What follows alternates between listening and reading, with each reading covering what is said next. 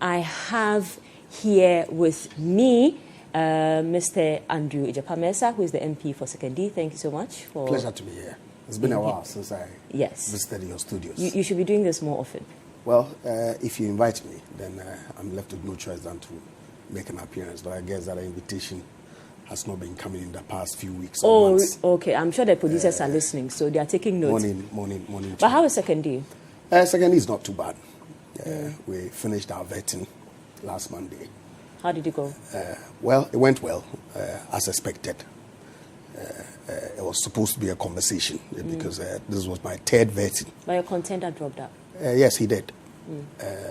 Obviously, because I guess that, as he indicated to me, the vetting committee, in evaluating his application, found some defects, particularly with respect to his nurturing and contribution to the party, which was, to a large extent, non-existent. And so, following discussions between him and the committee, he felt that it was appropriate for him to drop out and maybe fight another day. So this was a cool job for you? Well, but what it means is that for the second time running, I'm going uncontested. Yes. But you are fighting someone who is a fisher folk who, okay, we'll leave that for some other time. But of course, I am a fisherman through and through as well. So, and a lawyer? Yes. So that's the added, benefit for me.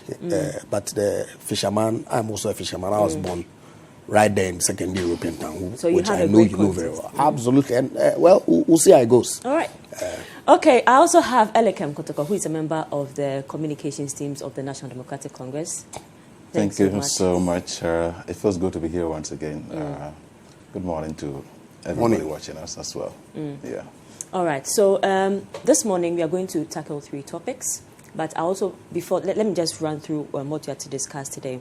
We are to discuss the coronavirus. The president toured some parts, Tema General Hospital, the Greater Accra Regional Hospital, and the Kotoka International Airport. We'll be speaking about that. We'll also speak about the Airbus scandal. 2 days ago, the AG said they had written to the SFO to get the names. And then we'll speak about Nyantakyi and his first appearance in court after all that. But I also pick your thoughts on the president's curtain sword for the National Cathedral today. Yeah. All right. So let me quickly move to citinewsroom.com and read a story on the coronavirus and President Akufo-Addo expressing satisfaction with his tour yesterday. So President Nana Akufo-Addo has expressed his satisfaction with the measures government has put in place to deal with the threat of the novel coronavirus disease COVID-19. President Akufo-Addo made this known on Wednesday, 4th March 2020, when he paid visits to the Kotoka International Airport, the Tema General Hospital, and the Greater Accra Regional Hospital, accompanied by the Minister for Health, Kweku Agyemang-Menu. The president's first port of call was the arrival terminal of the Kotoka International Airport. It was revealed by the Health Minister that several stakeholders' engagements with the Ghana Airport Company Limited, Ghana Immigration Services, Customs Division of Ghana Revenue Authority, at all the country's ports of entry have been held to strengthen Ghana's COVID-19 preparedness and surveillance. The Managing Director of the Ghana Airports Company Limited, Mr. Kwakye, told President Akufo-Addo on arrival at the airport, all passengers are screened using thermal scanning devices at the airport, and passengers are also required to fill health declaration forms. Let me move to the Tema General Hospital, one of the hospitals designated as a treatment isolation center for the COVID-19 disease. The medical director, Dr. Richard Anthony, told President Akufo-Addo that the infectious diseases unit of the hospital is readily prepared for the COVID-19. According to him, we have an emergency response team made up of nurses, pharmacists, administrators on standby. At the Greater Accra Regional Hospital, another hospital designated as a treatment or isolation center for the COVID-19 disease, President Akufo-Addo was told that the infectious diseases center of the hospital is a full unit, purposely built and well designed to hold and quarantine an infectious case. The president was made aware of the fact that the emergency response team at the hospital has been activated with basic medical checks undertaken on every patient who visits the hospital. Now, thus far, Kweku Agyemang, that is the Minister of Health, told President Akufo-Addo that 40 suspected coronavirus cases have been reported and tested. All 40, he stressed, have tested negative for the COVID-19 from Noguchi Memorial Institute of Medical Research and the Kumasi Center for Collaborative Research. All right, so that's what we have on CitiNewsroom.com. I'll start with you, Mr. Mercer. Now, you were in Parliament. Yesterday, the Health Minister was there to outline, that for the second time in a few weeks, to outline how prepared the country is. Were you satisfied with his response? Were you okay with how far we have come as a country? Well, let me say good morning to our cherished viewers and to indicate quite strongly that I was satisfied with the President's tour yesterday. Very refreshing and reassuring. Indeed, the Health Minister yesterday provided his third report, not second, to Parliament. Clearly suggestive of the fact that we're not taking this near pandemic disease lightly at all. That as a government, we were committed to ensuring that we prepare adequately so that in the very unlikely event, we, of course, it's spreading across the globe. And so you never know when some person who is traveled outside may come in here with that. But when that happens, we have the resource in place to contain it such that it doesn't spread out across the general public of Ghana. And so it was very refreshing. Of course, in the run-up to yesterday, we heard some comments. I was on Ekusi saying with one of the NDC communicators who sought to suggest that because some WHO report had indicated that Ghana needed about some 35 million Ghana cedis to prepare as of February 14th, and government had provided 2.5 million. The health minister said that was seed capital. Yeah. So I'm saying that the suggestion then was that this government was uncaring, as if to say when coronavirus comes into Ghana, it was going to discriminate on who to attack. But we still haven't gotten the 35 No, million. I agree. But like you yourself have confirmed, it's a process. Some monies needed to be put in place at the very outset of the outbreak of the disease to ensure that some basics were in place, some protective equipments were in place. Subsequently, it's been scaled up. Some additional $2 million have been made available. Indeed, many of the countries, because this is an emergency, have no budget lines for them. And so, per your own reporting, the World Bank has devoted $12 billion to support countries who were battling the disease. As well as the IMF. Absolutely. So it's a crisis of clearly international proportions that requires the collaboration of the international community, to resolve. And so the point that I was seeking to make with the suggestion by the NDC or some members of the NDC that this government was uncaring and to seek to draw or some chief political points out of this was unfortunate, and that we should not seek to politicize some of these matters. Because, look, I get scared when I listen to the news every evening and the disease. Thankfully, the death rate is not as high as other infectious diseases of the past. So then there's some, if you like, assurance that, well, it's manageable, okay? But it's still scary. People are losing their lives through this disease. Why do we have to play politics with it? Which government would sit unconcerned and not provide adequate resources to ensure that its people are not protected? Which government will do that? But people go to the extent of saying that the government is insensitive. The WHO has indicated we need 35 million and it's provided only 2.5 million. Is that a fact? So please, some of these things, let's work together as a people. I expect that if the health minister provides reports, updates to Parliament, we can together, in a bipartisan manner, discuss how it is that we can support government by making, if the need arises, additional resources available to ensure that we are all protected. There are several subject areas from archaeology to zoology that we can play politics with. But some matters are no-go areas.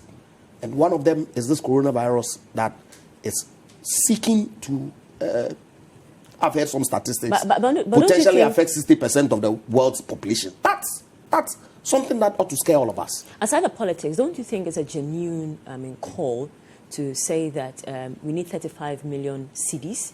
We've made, as it is now, about 13 or 14 million. But you see, Zoe, that is less than half. Even the report that is making the rounds doesn't indicate the timeline for the provision of that money. Okay, and so if you need, say, 20 million to construct a house, the expectation is not that you will get all the 20 million at one go, but you will have to start from somewhere, and that's exactly what it is that the government is doing. And the assurances from the ministry, the president, immediately when he returned from his trip, going around to, as it were, inspect the preparedness of the Ghana Health Service to, as it were, face in the, I don't want to say possibility, okay, but it exists that it could potentially arrive at our shores. Thankfully, Ebola only came here in the past. I understand only one person got affected, but that person died and the disease could not, spread around. And so it's important that the president did what he did yesterday. Okay, so I was going to ask, before I go to Elikem, how important was the president's visit to Ghanaians, to the entire country? How important or critical was it, his visit? He's the number one citizen of the land, demonstrated clear concern, and so wanted to see at first-hand basis what was actually pertaining on the ground to prepare for the eventuality if it does arise. And so it was important that he does that. Of course, you and I know that if he hadn't done that, in fact, I'm sure that even as he's done that, we'll play the usual bantering with it.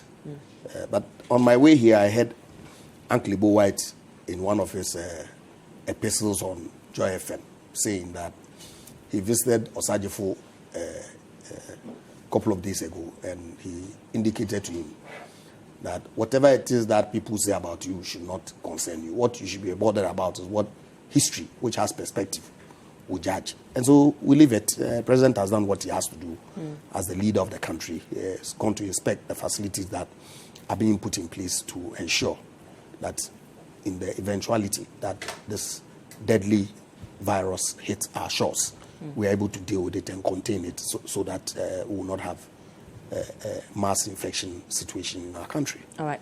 Thank you. Elikem, why is the NDC playing politics with such a sensitive issue? Zoe, is that your perception or that's the view out there? Yeah, the view out there that you are playing politics. I do not know how you arrived at that, but I do not think the NDC in any way has opted to play politics with this at all because, as we all know, this virus knows no color, has no political lineage, and therefore anybody who is going to be infected will not be known to be politically NDC, NPP, etc. And therefore, should anybody say that the NDC is playing politics, maybe it's just been mischievous. In the first place, I wish to thank the Honorable Mercer that it appears the NPP is taking some good lessons and trying to amend its ways for the better.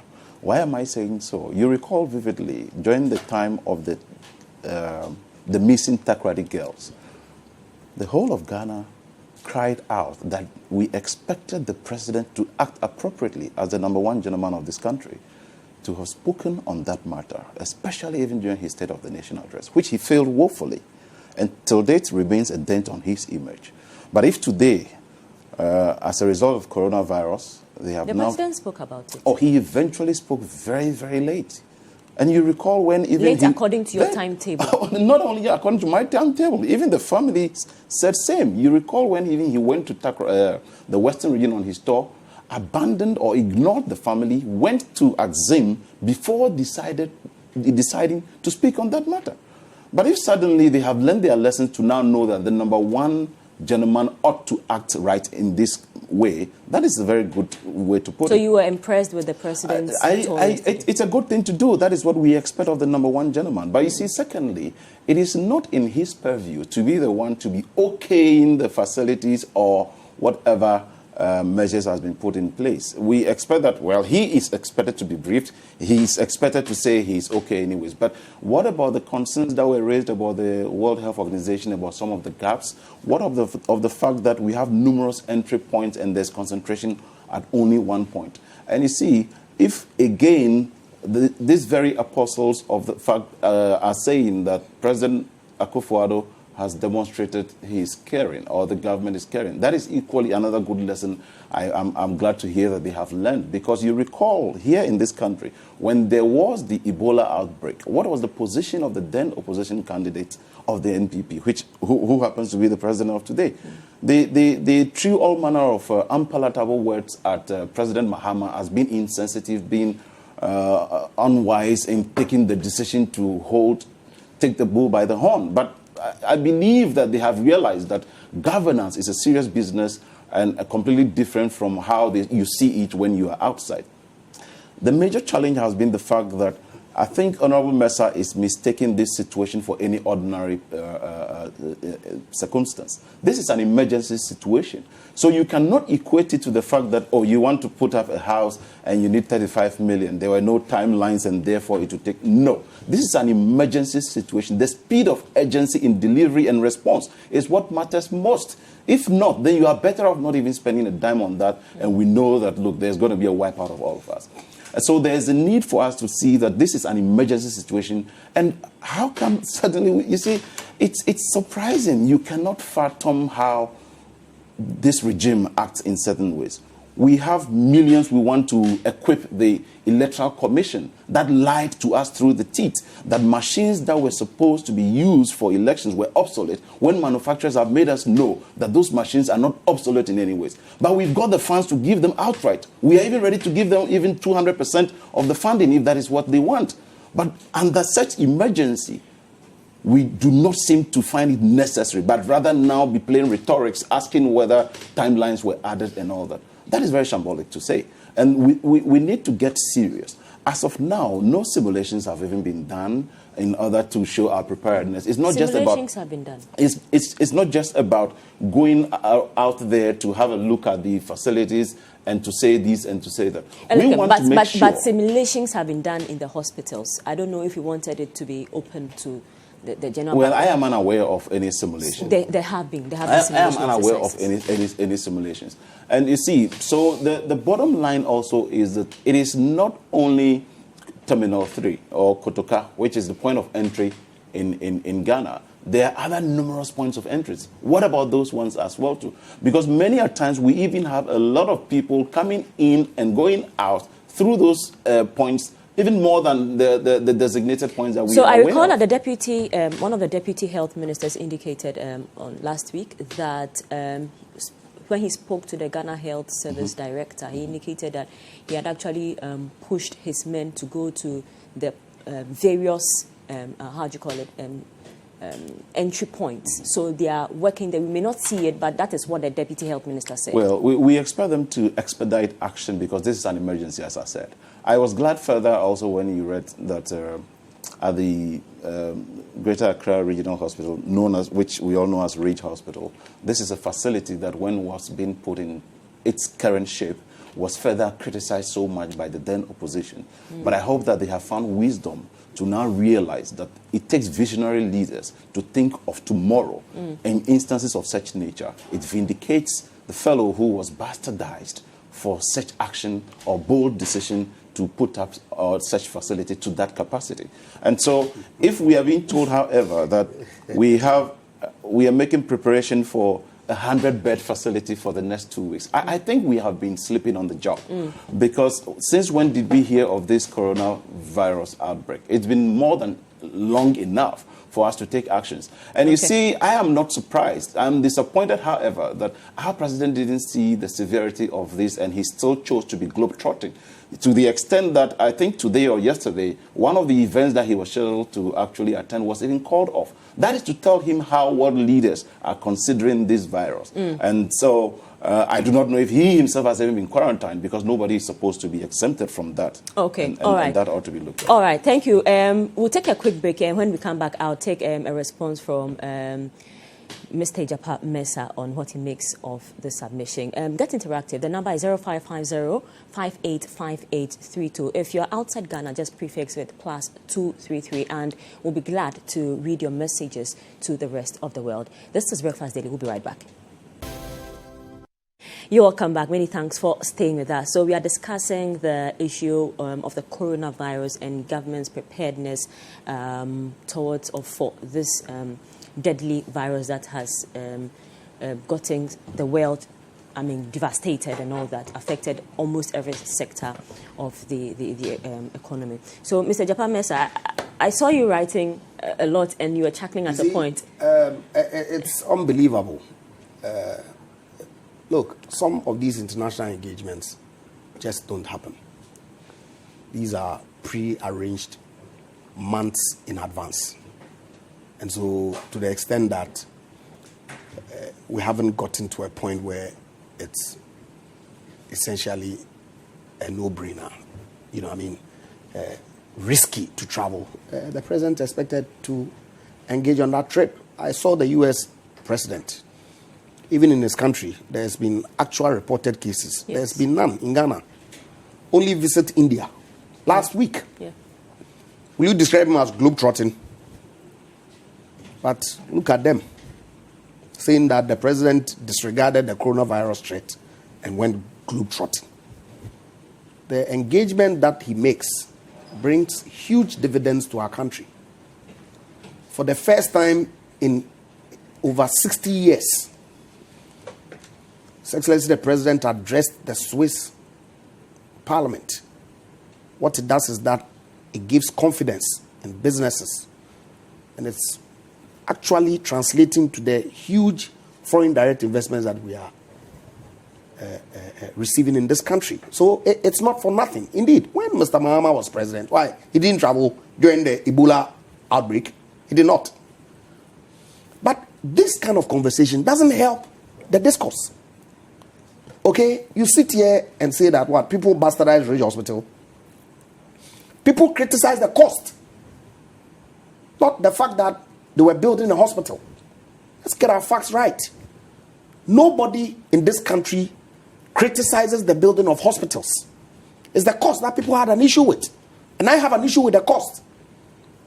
Okay? Because you have international benchmarks to compare as to whether the cost of the Ridge Hospital, which was in excess of 200 million, was value for money or not.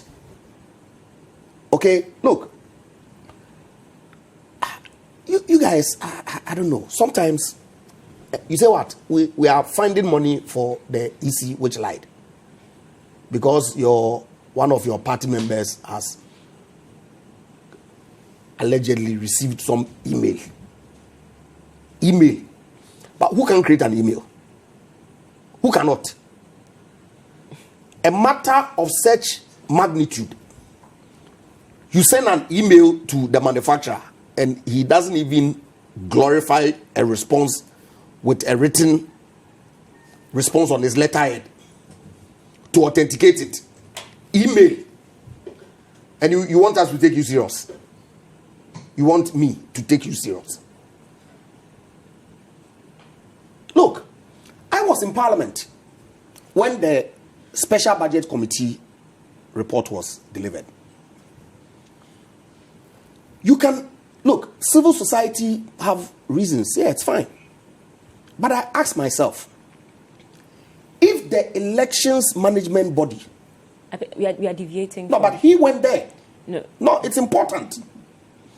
So that we put the issues in proper perspective. If the elections management body tells parliamentarians that, look, this election that I'm going to conduct in December, I do not trust the system. Should we proceed with that system that the elections management body has said to all of us? All right. Knowing the political environment within which we live. Okay. All right. And you want us to proceed. Okay. Without any convincing reason. All right. Convincing reason. I'm asking you that very statement from that body, would you, going into a contest and having been told by the manager of the contest, the process, that I can't trust my system, would you accept the outcome? That is why I'll ask questions. I'm asking you. Yes, I'm answering you. That is why I'll ask questions like wanting to see that technical report. Okay, all right. So that is not for discussion today. So let's move straight to what. I agree. But sometimes when they try to put some comments into the main discussion, it's important that we rebut it. Okay, so I allow. Okay, look, yesterday, like I said, for me, following the story during the course of the day, I felt reassured. Okay, but I expect that many Ghanaians who are observing the space and who were worried, at least, would be reassured that government is not sleeping, that it's doing whatever it has to do to ensure that when this disease hits our shores, we are able to provide the requisite support systems to deal with it. Okay, so you are reassured, but there's also another view of Ghanaians that most of these centers that we have are in Accra. Now, the 100-bed facility that we don't know of yet, they said it's in a remote area, we do not know of, but it appears all the centers are in Accra. So if someone comes from, say, any part of the regions of the north, it means the person has to be transported all the way. I think there's one center in Kumasi as well, if my recollection is right. The minister indicated that we were designated one center. Is that where and a testing facility as well in the Ashanti region. You know, I don't know where they're going to build the hospital. Unfortunately, the minister didn't indicate where it was going to be situated. But I guess that... but it's not a source of worry? Well, I don't think so at all. Because you see, if, for instance, in the Chinese situation, they built the 1,000-bed hospital within the epicenter of the outbreak, because that's where it was needed most. So I guess that preparations are going to be made, and we'll have to be furnished with the details so that government can then situate the facility where the disease hits, you know, in town.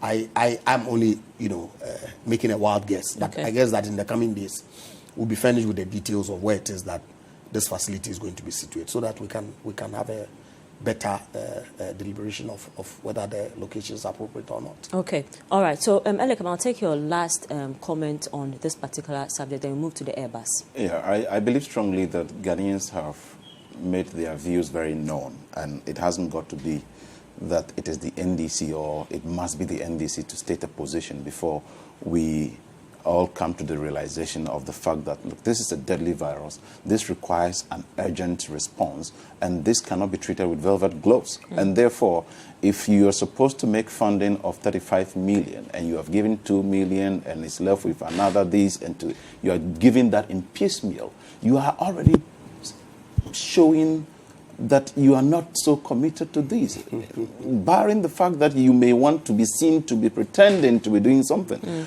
However that may be, whatever measures have been put in place, we are saying that, look, Ghanaians are worried that others ought to be beefed up so that we rest assured that, okay, things are very okay. Don't forget that Ghana is among the priority 1 countries that has been listed by WHO. And for that reason, it means that we ought to be very careful. The rate at which it's even spreading is alarming. I mean, tomorrow you just wake up, or today you just wake up and you hear it's in Algeria. You hear it's in South Africa, or here or there.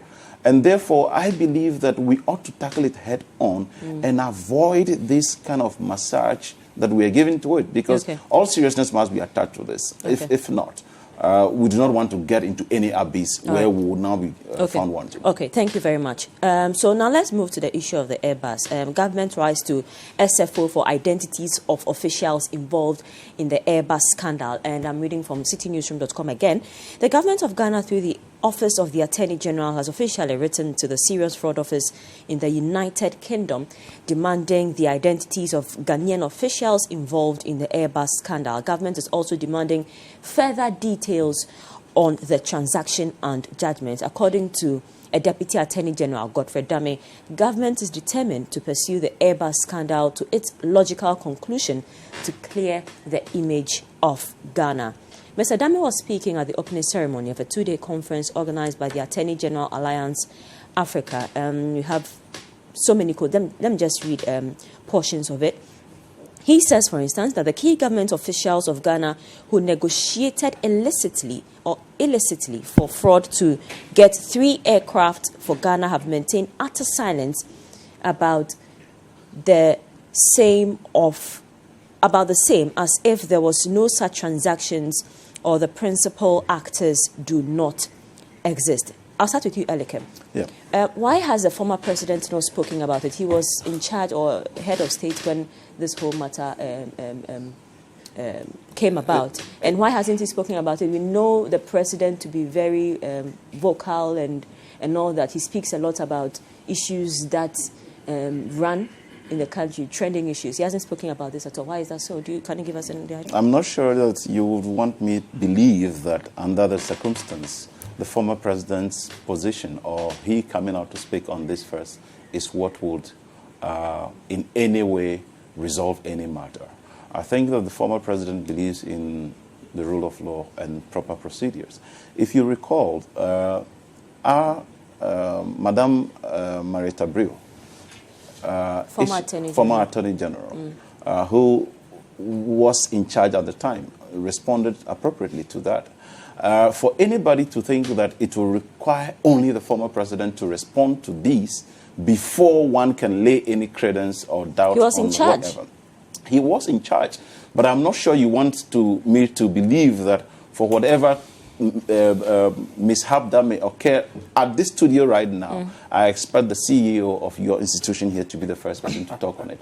I think that you would expect that your producer or someone under the department... The producer will report to the, say, head of TV. Yes. The head of TV will report to the CEO. The CEO can decide to speak about the issue. Thank God you said yourself that can decide. Yeah. So you see, but it means that in leadership, you ought to be measured and know when to talk and when not to talk.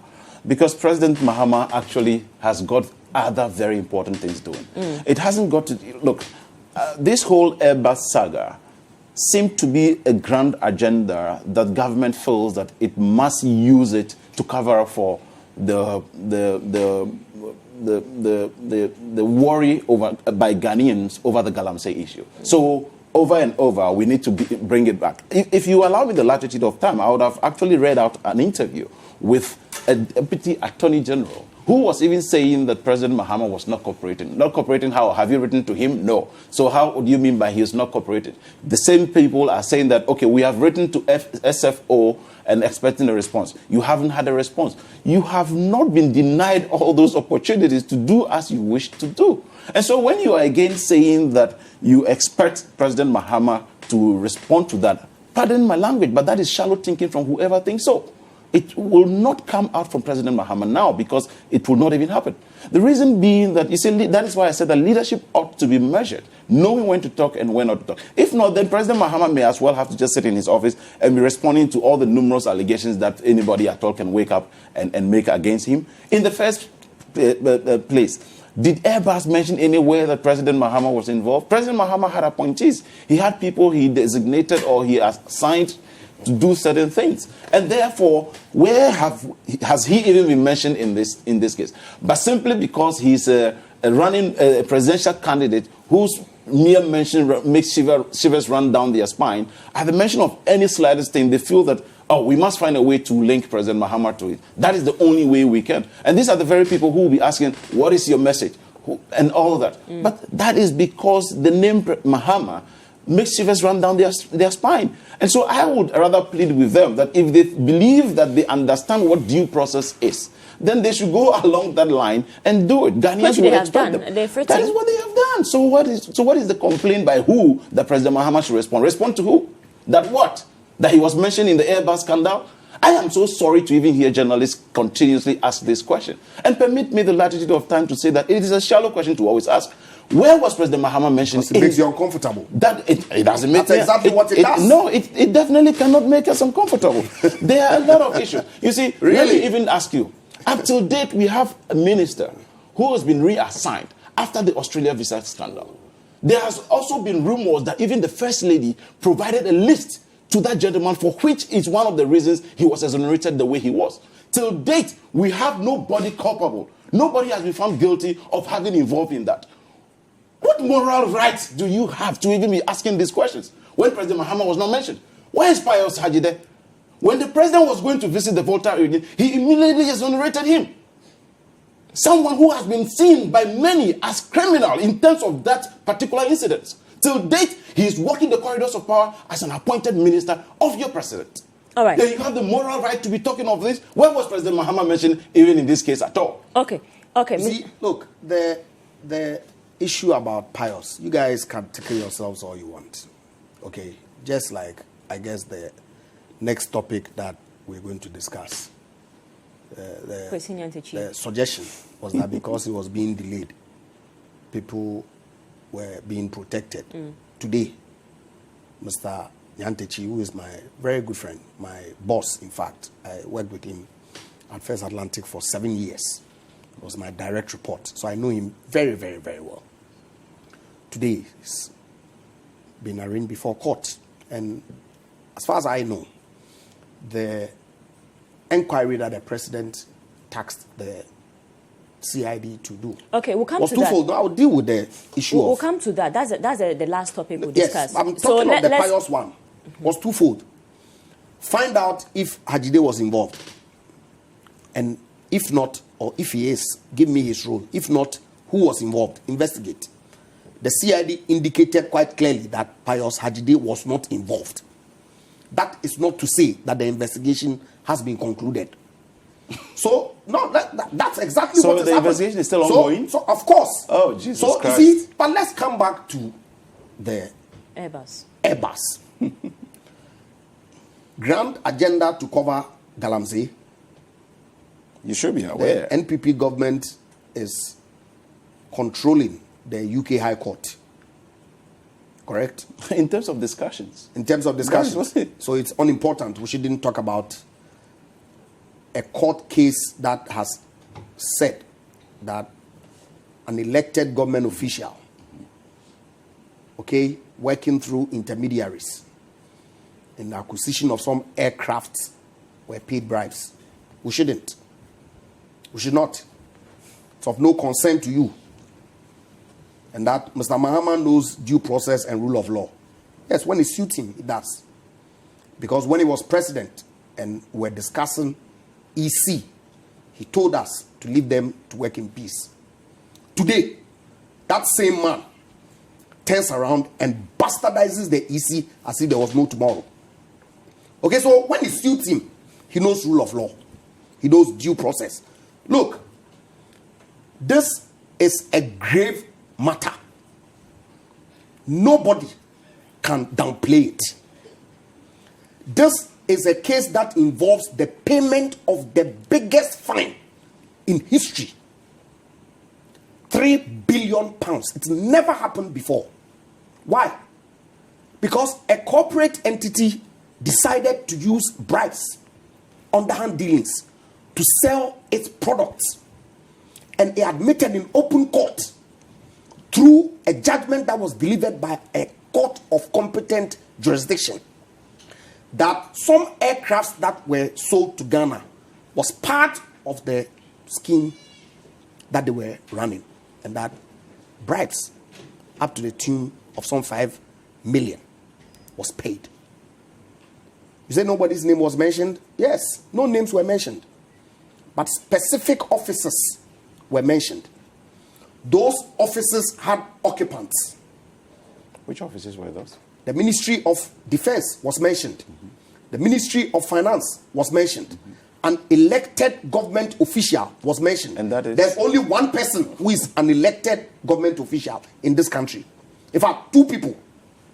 The president and his vice. Everybody else, including the appointees, like you yourself said, are appointees. They are not elected. Yeah. They are appointed. So if you guys think that Ghanaians should sweep this under the carpet and not be concerned that our name has been mentioned in one of the biggest international crimes, you can suit yourselves. But we will talk about it. We ought to know from the person who at the time was the elected government official who came to office in 2009 and stayed until 2016 that person, if he doesn't know himself and won't speak, but can speak on matters that he chooses are important. We've heard.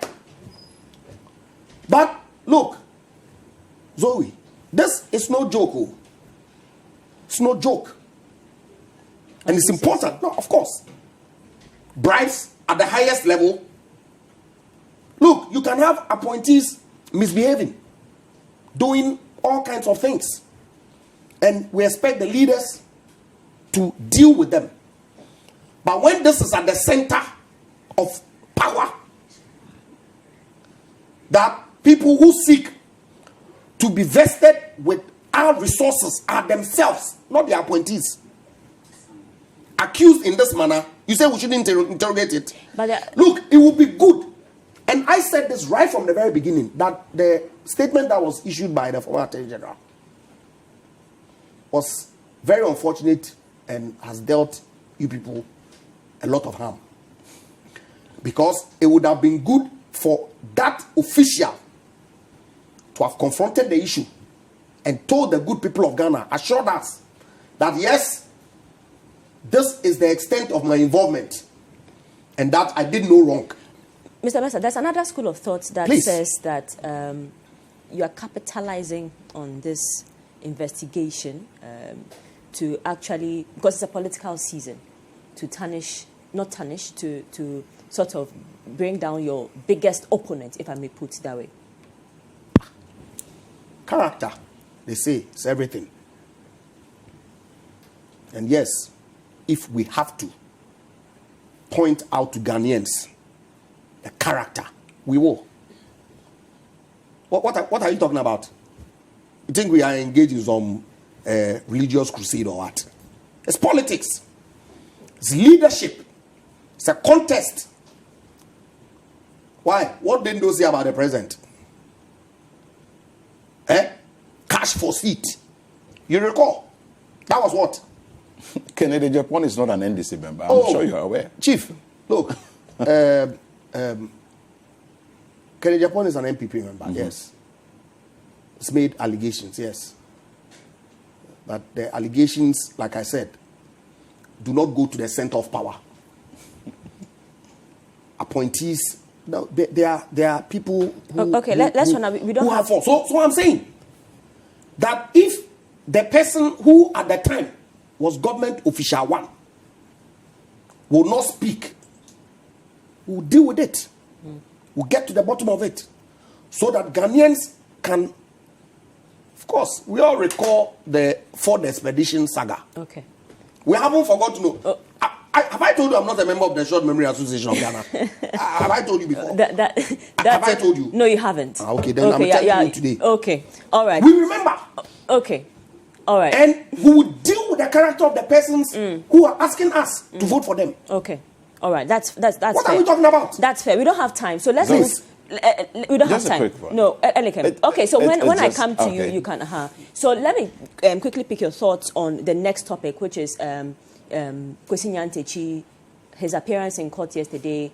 He's been fined and all that. Let me just pick your thoughts on that, and then So yes, I'll give you 2 minutes. Like I said, I mean, I feel very terrible because of my personal relationship with Kwesi. But hey, we are responsible for our own actions, and so to that extent,